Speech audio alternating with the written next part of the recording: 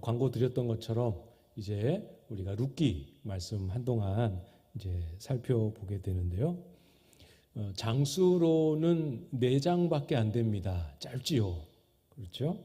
그래서 쭉 한 자리에서 읽으면서 전체 내용을 파악하고 하기에 충분하지만 짧지만 이 성경도 역시 참 우리의 영혼을 시원하게 할 만한 보배 같은 복음을 가득 담고 있습니다. 내일 무슨 일이 일어날지 모르는 불확실성, 우리 모든 인생이 가지는 불안과 염려 아닙니까?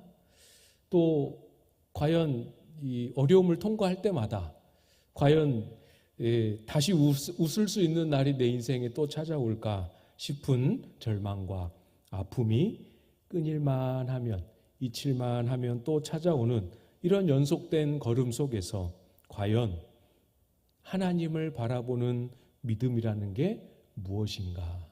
믿음으로 산다라는 것이 구체적으로 어떻게 행하는 것인가?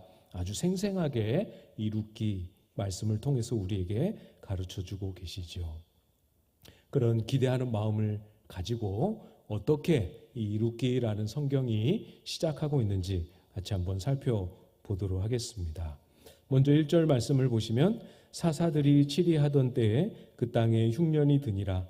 유다 베들레헴의 한 사람이 그의 아내와 2 아들을 데리고 모압 지방에 가서 거류하였는데, 제일 처음에 시대적인 배경을 말씀해 주시죠. 사사들이 치리하던 때라고 말씀합니다. 언젠지 아시겠죠? 이 룻기의 바로 앞책인 사사시대, 사사기가 기록된 그 시대를 배경으로 한 책입니다. 그러니까 우리가 사사기에서 보았던 것과 같이 그 시대에 만연해 있었던 영적인 어두움, 하나님과의 거리감, 이것이 그대로 룻기에도 반영이 되어 있습니다. 기억이 나시는지 모르겠어요. 우리가 사사기 주일 오후에 꽤 오랫동안 살펴봤는데, 사사시대는 자기 소견에 옳은 대로 행하던 시대였습니다. 그 이유가 이스라엘에 왕이 없으므로. 진정한 왕이신, 여전히 그들을 포기하지 않으시고 다스리고 계시는 하나님을 왕으로 인정하지 않았습니다. 그래서 하나님이 이렇게 말씀하셨다라고 하는 이 권위가 전혀 인정되지 않던 그런 시대였죠. 그 시대에 일어난 일이 이 룻기에 기록된 것입니다. 그런데 그 시대에 또 1절 이어서 보시면 그 땅에 흉년이 들었다 이렇게 말씀합니다. 흉년이 들었습니다. 그 땅입니다. 그 땅은 어느 땅일까요? 하나님께서 이스라엘 백성들에게 주신 약속의 땅, 가나안 땅입니다. 이 땅은 원래는 흉년이 없는 땅입니다. 혹시 들어보셨습니까? 흉년이 없는 땅. 신명기 11장 말씀에 보면 내 하나님 여호와께서 돌보아 주시는 땅이라 이렇게 말씀합니다. 그 땅을 향하여 하나님이 돌보아 주시는 땅이다. 어떻게 돌보아 주시냐면 그 밑에 절에 보면 이른 비 늦은 비를 적당한 때에 내리시는 땅이라 이렇게도 말씀합니다. 파종할 때 필요한 비, 추수할 때 필요한 비, 딱 때에 맞춰서 하나님이 주십니다. 그래서 절대로 가물거나 흉년이 임할 수 없는 그런 땅입니다. 물론 하나의 조건이 있죠. 하나의 조건. 이스라엘 백성들이 그 땅에서 하나님의 명령에 청종하면이라는 이 조건 하에서 그 땅은 흉년이 없는 땅입니다. 그 조건이 있기 때문에 반대의 메시지도 하나님이 주셨어요. 신명기 11장 16절 17절 말씀을 제가 읽어드리겠습니다. 너희는 스스로 삼가라. 두렵건대 마음에 미혹하여 돌이켜 다른 신들을 섬기며 그것에게 절함으로 여호와께서 너희에게 진노하사 하늘을 닫아 비를 내리지 아니하며 땅이 소산을 내지 않게 하심으로. 이스라엘 백성들이 그 땅, 흉년이 없는 그 땅임에도 불구하고 흉년을 경험하게 된다. 그것은 딱 한 가지 이유다. 이렇게 말씀하시는 겁니다. 한 가지 이유. 이스라엘 백성들이 하나님을 떠났을 때에 흉년이라 하는 이 방식으로 그 백성들을 돌보시고 징계하시고 돌아오도록 하시는 거죠. 이스라엘 백성들은 사사시대 하나님을 왕으로 인정하지 않고 자기 소견에 옳은 대로 살았습니다. 그렇지만 하나님은 그 이스라엘을, 그 땅을 포기하지 않으셨습니다. 여전히 흉년이라는 방식이기는 했지만 여전히 그 땅을 다스리고 계시고 여전히 그 땅을 향하여 메시지를 주고 계셨습니다. 이해되시죠? 사사시대였지만 하나님은 포기하지 않고 다스리고 계셨어요. 여전히 포기하지 아니하시고 여전히 돌보시고 다스리시는 하나님, 여러분의 삶을 들여다보면서도 똑같이 고백하실 수 있으시겠습니까? 하나님이 지금 이 순간에도, 하나님이 지금 여기에도 여러분의 가정, 여러분의 일터, 여러분이 만나는 사람들과의 관계, 그 모든 것 하나도 빼놓지 아니하고 우리 하나님이 돌보시고 다스리고 계십니다. 이 나중에 우리가 다음 주에 보겠지만 나오미와 그 가족들이 다시 베들레헴으로 돌아오게 되는 계기를 기록한 룻기 1장 6절 말씀도 한번 보십시오. 6절, 그 여인이 모압 지방에서 여호와께서 자기 백성을 돌보시사 그들에게 양식을 주셨다 함을 듣고 이에 두 며느리와 함께 일어나 모압 지방에서 돌아오려 하여. 돌보셨다 기록하고 계시죠? 계속 돌보고 계셨습니다. 하나님께서 그 백성을 돌보시는 손길은 단 한 번도 멈춘 적이 없었습니다. 양식을 주시는 방식이고 양식을 거두시는 흉년이고 이런 방식의 차이는 있었지만 하나님은 그 백성을 돌보고 계십니다. 여러분 잘 기억하십시오. 그러니까 여러분, 내가 처한 지금 삶의 자리가 내가 생각하는 것과 너무 다르다고 해서, 내가 기대하는 것과 비교해서 너무 초라하고 보잘것없다 해서 그 모양만 바라보고 또 그 순간의 감정에만 마음이 빼앗겨서 쉽게 판단하면 안 됩니다. 아셨죠? 저를 사랑하시고 똑같이 여러분도 사랑하시는 하나님은 그 사랑을 포기할 줄 모르시는 분입니다. 그러므로 여러분의 가정, 여러분의 일터, 여러분의 모든 삶의 자리, 하나님의 돌보심의 손길 안에 들어있음을 기억하고 믿으시기를 바랍니다. 우리 주일 오전에도 봤어요. 그죠? 창세기에서 아브라함 함께 묵상하면서 아브라함의 믿음의 한계에도 불구하고 하나님은 그 한계를 초월하셔서 일하시는 것 봤습니다. 어떤 한계였죠? 기억나시죠? 네, 그거 맞습니다. 두려워서, 죽을까 봐 두려워서 자기 아내를 또 누이라 말하면서 이방 왕에게 자기 아내를 내줘 버립니다. 하나님은 그런 아브라함임에도 불구하고, 그런 아브라함임에도 포기하지 않으시고 말씀하신 대로 사라를 돌보시고 지켜주셨지요. 어떤 목사님이 이런 이제 설명을 하시던 것을 제가 들은 적이 있는데요.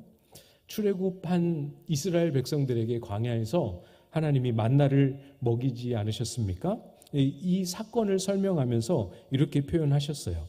아침에 나가보니 만나가 땅에 이렇게 내려 있습니다. 기적이지요.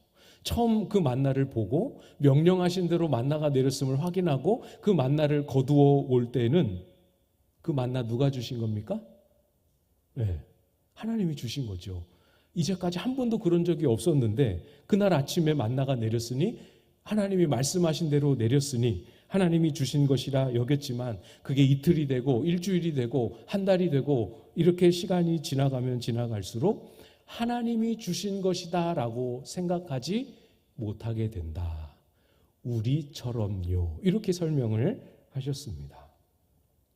그러면서 시간이 가면 갈수록 이것이 하나님이 주셔서 우리를 먹이시는 게 아니고 우리가 아침마다 나가서 수고하여 애써 거둬들여서 먹게 된 것이라 생각하게 된다. 이렇게 말씀을 하시더라고요. 정말 그렇지 않습니까? 우리의 삶을 대하는 우리의 마음가짐이 그렇지 않습니까? 우리를 여전히 변함없이 돌보시고 공급하시고 도와주시고 하는 그런 하나님의 손길은 안 보입니다. 그 안에서 하나님의 돌보심의 울타리 안에서 고생하고 때로는 줄이고 수고하고 애쓰는 나만 보입니다. 그래서 우리 어리석음이 속지요. 너무 잘 속지요. 하나님이 왜 나를 안 돌봐주시나. 여러분은 속지 마십시오. 속지 마십시오. 안 보여도 때로는 왜 이런 일이 나에게 벌어질까 도무지 이해할 수 없어도 그래도 틀림없이 하나님은 저와 여러분을 완벽하게 돌보고 계십니다. 흉년을 피해 베들레헴을 떠난 사람 1절에서는 누군지 이름이 안 나오지만 2절에 보면 그 사람의 이름이 가족들의 이름이 다 언급되어 있지요. 그 사람은 엘리멜렉이라는 사람입니다. 흉년을 피해 베들레헴을 떠나 모압이라는 이방 나라로 이민을 갔습니다. 모압에서 삶의 터전을 확보하고 생계도 확보하고 정착해서 살게 되었습니다. 그런데 여러분 어떤 일이 벌어졌습니까? 3절입니다. 3절을 보십시오. 나오미의 남편 엘리멜렉이 죽고 나오미와 그의 두 아들이 남았으며 아버지, 남편 엘리멜렉이 세상을 떠났습니다. 그의 아내 나오미와 두 아들 말론, 기럨만 남게 되었습니다. 모압에 정착했다라고 말씀을 드렸지요. 서둘러서 두 아들의 며느리를 모압 여인 중에서 맞이하게 됩니다. 그렇지만 이게 나오미의 인생의 시련의 끝이 아니죠. 모압에서 정착하여 생활한 지 10년쯤 되는 무렵에 안타깝게도 그 두 아들마저 세상을 떠나게 됩니다. 5절 말씀이지요. 말론과 기럨 두 사람이 다 죽고 그 여인은 두 아들과 남편의 뒤에 남았더라.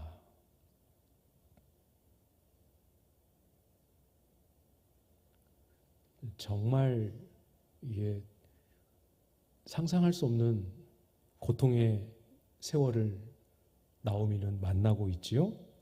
이제 이 5절 이후부터 우리는 나오미에 대해서 쉽게 말하면 안 됩니다.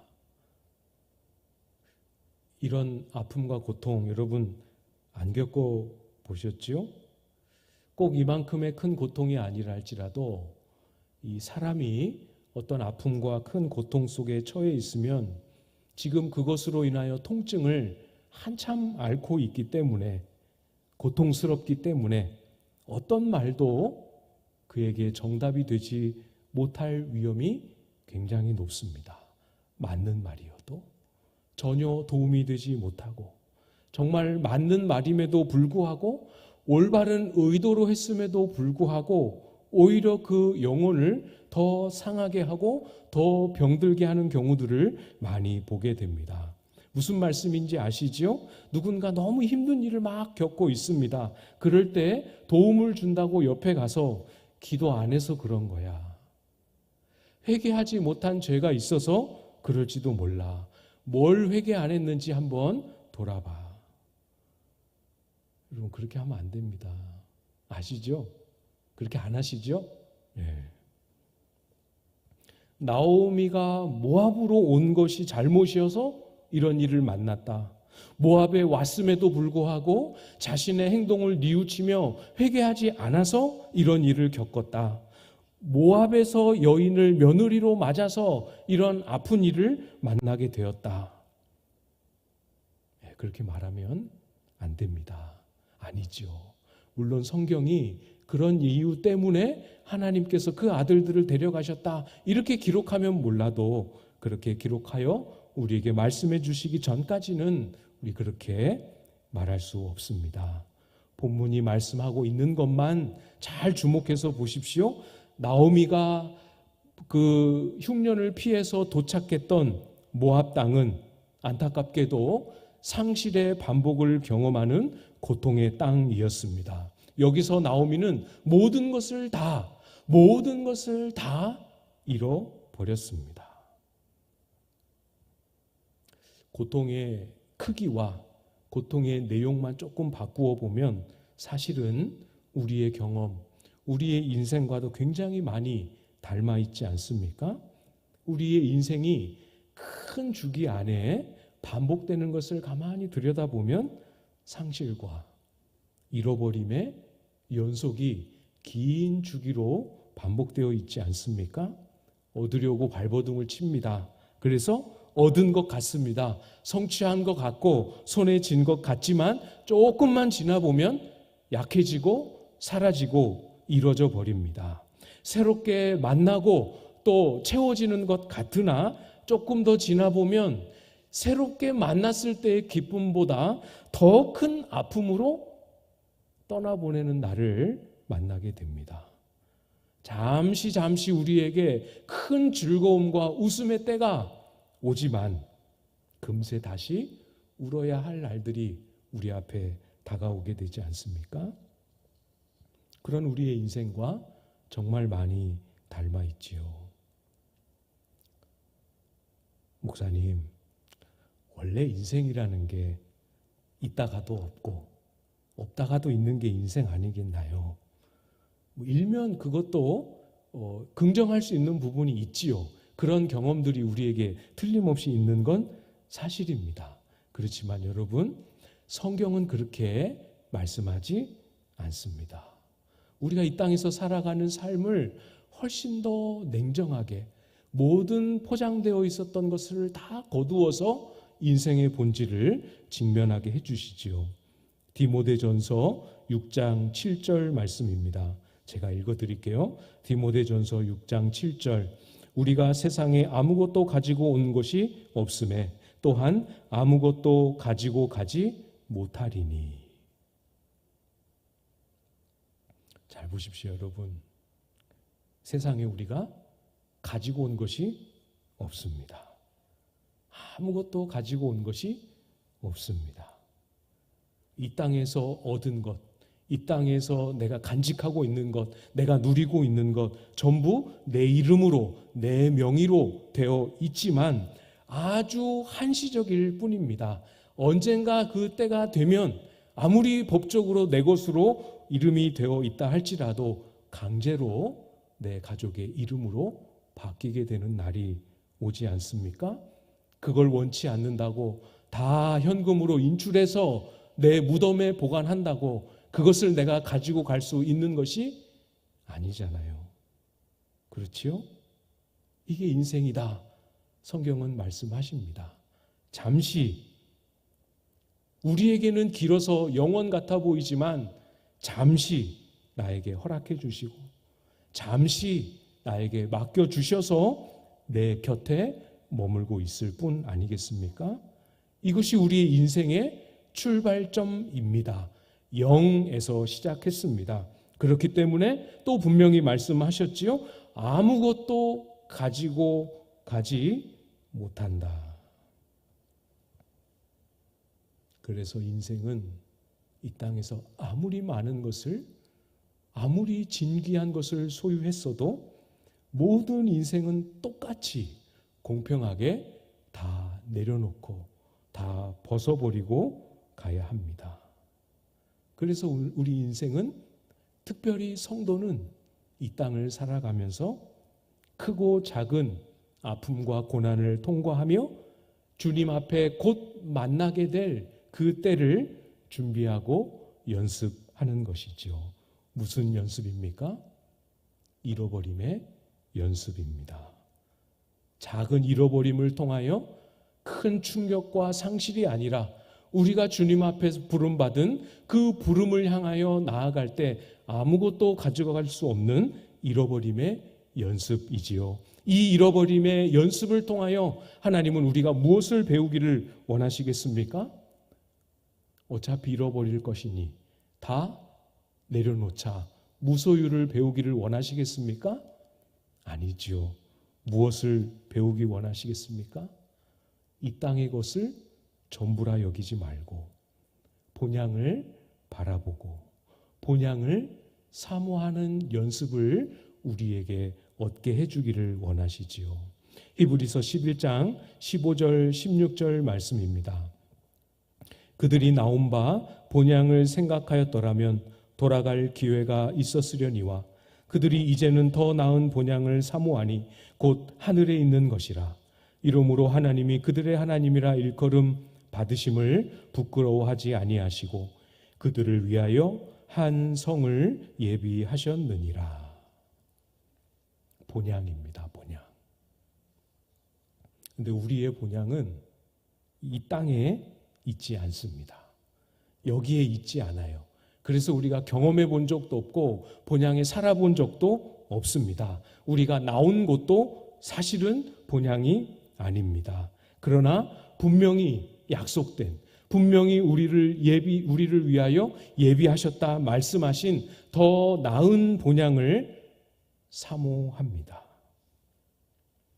이 땅에서 경험하는 크고 작은 상실과 잃어버리는 아픔과 고통의 순간들을 애써서 믿음으로 받아내며 서게 될 때 우리에게 본향을 보여주시지요. 얼마나 더 나은 본향인지를 바라보고 품고 지금의 고통을 견디고 이기며 살 수 있도록 우리에게 힘을 주십니다. 건강이 조금씩 잃어버려지고 사랑하는 친구들이 곁을 떠나게 되고 할 때 여러분 잘 기억하십시오. 내 인생이 어쩌다 이렇게 되었나 이렇게 생각하지 마시고 주님이 예비하신 본향이 이만큼씩 나에게 가까워 오고 있구나. 본향의 사모함과 믿음으로 이룰 수 있도록 하나님이 나를 준비시키고 계시는구나. 이렇게 여기실 수 있기를 부탁을 드립니다. 할 수 있는 한 여러분의 입술로 고백하십시오. 주님이 저를 위하여 예비해 놓으신 그 본향 바라봅니다. 주름이 늘고 흰머리가 늘고 이제 먹어야 할 약들이 조금씩 더 늘어나게 될 때 주님 예비하신 그 본향 바라봅니다. 고백하십시오. 건강할 때, 젊어서 많은 것을 할 수 있었을 때, 많은 것을 소유하고 누릴 수 있었을 때 그때 깨닫지 못했던 믿음의 부요함과 소망의 능력을 경험하게 해 주실 것입니다. 본향을 사모하십시오. 거꾸로 돌아가서 우리가 나온 바 본향 이것만 생각하며 산다면 성도는 반드시 그 신앙의 길을 잃어버리게 됩니다. 본향은 우리가 경험해 보지 못한 것인데 마치 이 땅에서 경험했던 옛날의 그 어떤 순간을, 옛날의 그 어떤 곳을 내 본향으로 여기고 있다면 주님이 예비하신 그곳은 우리의 시야에 안 들어오지요. 안 보입니다. 누리고 붙잡을 수 없습니다. 방금 읽어드렸던 히브리서 11장에 말씀하셨지요. 15절을 다시 제가 읽어드리겠습니다. 그들이 나온 바 본향을 생각하였더라면 돌아갈 기회가 있었으려니와. 옛날에 경험했던 그것을 본향으로 여기고 거기로 돌아가려고 애쓰며 사시겠습니까? 주님이 예비하신 더 나은 본향을 사모하며 이 땅을 믿음으로 사시겠습니까? 돌아가려고, 옛날을 추억하려고 너무 애쓰지 마시고 주님이 예비하신 것 신뢰하며 바라보십시오. 주님이 저와 여러분을 위하여 예비해 놓으신 그 한 성을 믿음으로 바라볼 때만이 오늘 우리가 경험하는 이 상실의 고통, 오늘 우리가 경험하는 이 불안과 두려움을 이길 힘을 얻을 수 있습니다. 이것이 바로 소망이 주는 능력이지요. 고난 중에도 여전히 우리를 돌보시는 하나님을 신뢰하고 상실의 아픔 가운데에서는 더 나은 본향을 사모함으로 우리에게 주어진 그 인생의 가볍지 아니하는 그 무게를 믿음으로 이기며 나아가는 저와 여러분들 다 되실 수 있기를 주님의 이름으로 축복합니다.